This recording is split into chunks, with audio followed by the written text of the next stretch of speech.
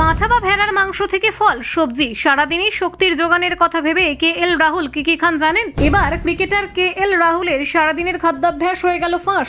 রাহুলের খাবারের পরিপাটি শুনলে আপনিও চমকে উঠবেন। দেখুন, হ্যাঁ, যে সময় ভারতে নিজের বাড়িতে থাকেন তখন আর KL রাহুলকে দেখে কে? সঙ্গে ডিম থাকা চাই। ডিম খেতে ভালোবাসেন রাহুল, আর তাই প্রতিদিনের প্রাতরাশে কোনো না কোনো রূপে ডিম থাকে পাতে। 6 দিনেই এই এক খাবার খান সকালে।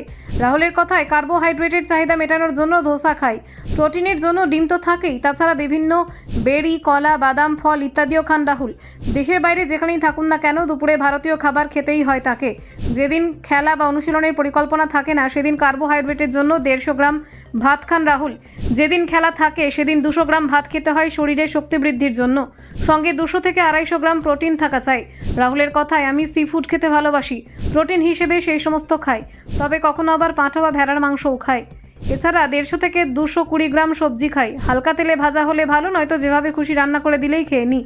বিন কিংবা বিটের পোরিয়াল হলে সবচেয়ে ভালো, তবে রাতে ভারতীয় নয়, হালকা কন্টিনেন্টাল খাবার খান ক্রিকেটার। এমন সহজ নিয়মানুগ খাদ্য তালিকা শরীরের জন্য ভালো, কারণ এতে পেটের চাপ কম পড়ে, পুষ্টি সঠিকভাবে শোষিত হয় আর দেহে শক্তির পরিমাণ স্থিতিশীল থাকে। বিশেষ করে খেলোয়াড়দের জন্য এমন ডায়েটই উপযুক্ত। প্রতিদিন একই রকম একই পরিমাণ শক্তি পেতে হলে ভেবেচিন্তে খেতে হয়। রাহুলের খাদ্যাভ্যাসে কোনো জটিলতা নেই, বাড়ির পরিচিত খাবারই খান।